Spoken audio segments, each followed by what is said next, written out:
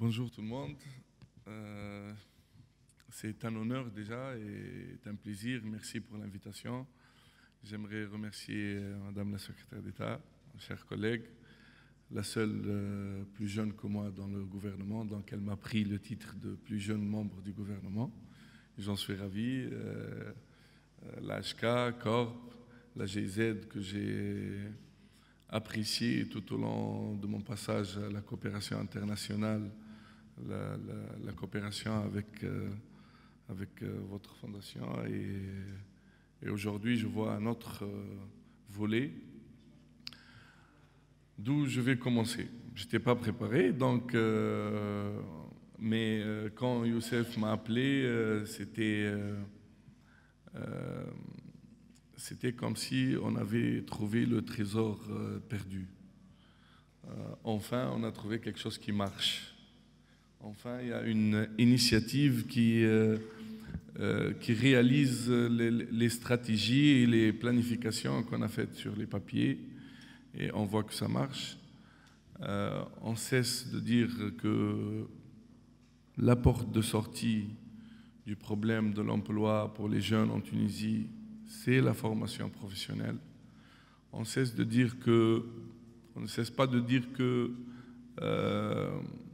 on appelle ça le marché de travail. Ce n'est pas le parking du travail.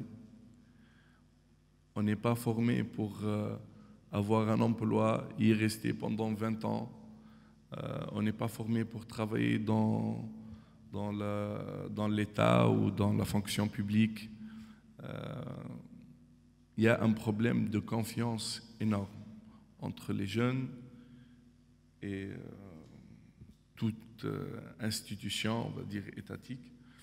Et d'après les statistiques qu'on a au ministère de la Jeunesse, il y a à peu près 68% des jeunes qui veulent travailler dans l'administration publique. C'est juste une histoire de confiance.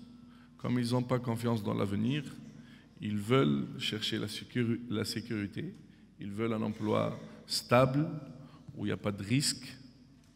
Sauf qu'aujourd'hui, le monde va tellement vite et qu'il faut prendre des risques. Vous les avez pris et vous voyez le résultat aujourd'hui. Je suis venu aujourd'hui parce que vous représentez l'espoir. L'espoir que c'est possible de changer d'orientation, de suivre un programme de formation, d'accepter qu'on n'est pas obligé de travailler dans le domaine dans lequel on a été formé. Moi, je suis ingénieur en simulation numérique, donc je n'ai rien à voir avec ni la coopération internationale, ni la politique à la base. Si Mahdi, il est architecte, il est journaliste. Youssef, il n'a pas été formé dans ça. Madame la secrétaire d'État, pareil. C'est-à-dire, on ne doit pas se résigner à travailler dans le domaine où on a obtenu un diplôme. Le diplôme, c'est une clé d'entrée. C'est la clé qui ouvre une porte. Après, tout le monde qui est derrière cette porte, c'est à vous de le découvrir. C'est à vous de s'aventurer là-dedans. Et aujourd'hui, vous avez réussi. J'espère que dans 4 ans, vous allez changer d'emploi, vous allez changer d'entreprise, vous allez entreprendre et vous allez créer de l'emploi. Et c'est ça votre rôle. On est à 60% de la population, à 60% à la mode 35 ans. Donc ce n'est pas un choix pour les jeunes. À l'AREL, comme on dit nous, il y a des générations qui doivent se sacrifier pour le pays. Et ça se trouve que c'est la vôtre et la nôtre, qui aujourd'hui incombe la responsabilité de sauver le pays et d'aller de l'avant. On a fait une révolution. Mais c'est très facile de faire tomber un régime, c'est très facile de faire tomber des murs, mais pour les construire, il faut avoir la compétence, il faut avoir le savoir-faire pour construire. Nous, on a fait tomber un régime. Aujourd'hui, il nous faut la compétence pour pouvoir construire un. J'ai totalement confiance en vous.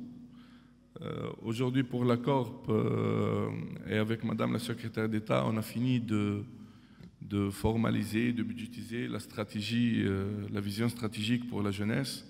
Et l'un des axes, on va dire les deux axes qui me semblent adéquats avec ce qu'on fait au ministère de la formation professionnelle, c'est l'employabilité et la mobilité. Mais pas seulement la mobilité géographique, la mobilité d'esprit, comme on a parlé, Madame Marine, tout à l'heure, c'est de se dire que chaque 4 ans, chaque 3 ans, on doit changer d'emploi, on doit découvrir, on doit évoluer, on doit monter l'échelle de ce marché de travail.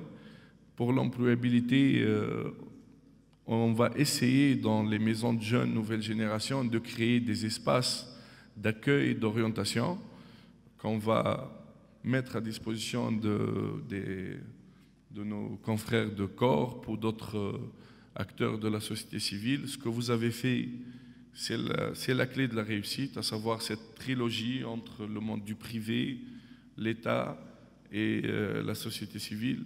Et si on arrive à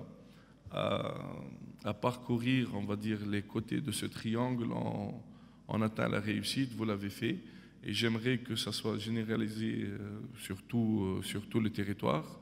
Aujourd'hui, vous avez fait employer à peu près 1100 sur tout le programme, on va dire. L'objectif, c'est d'avoir ces centres de formation, c'est-à-dire d'avoir des agents de l'ANITI ou des agents du ministère de la Jeunesse, des agents de la société civile qui sont là pour accueillir des jeunes et pour leur montrer le chemin et essayer de fermer un peu le gap qu'il y a entre le diplôme et l'emploi, ce gap dans lequel se perdent beaucoup de jeunes aujourd'hui, à peu près 600 000. Donc c'est là où on peut intervenir, nous, en tant que ministère de la Jeunesse. En aucun cas, on peut remplacer nos chers collègues de la formation professionnelle, mais on va essayer d'apprendre, de travailler sur l'éducation non formelle et d'apprendre aux jeunes tout ce qu'ils n'apprennent pas à l'école ou au centre de formation ou à l'université, à savoir ces soft skills et savoir se marketer ou savoir se vendre, on va dire. Je crois qu'on est sur le bon chemin. J'ai la chance d'avoir Madame la secrétaire d'État qui est sur la même longueur d'onde. On a de la chance d'avoir des partenaires sérieux et impliqués comme la GIZ ou la HK. Donc, et on a la chance d'avoir une jeunesse aussi éclairée, on va dire, et ouverte sur le monde. Donc on a tout pour réussir et j'espère qu'on va continuer, on va réussir. Merci beaucoup. Merci beaucoup, Monsieur le secrétaire d'État.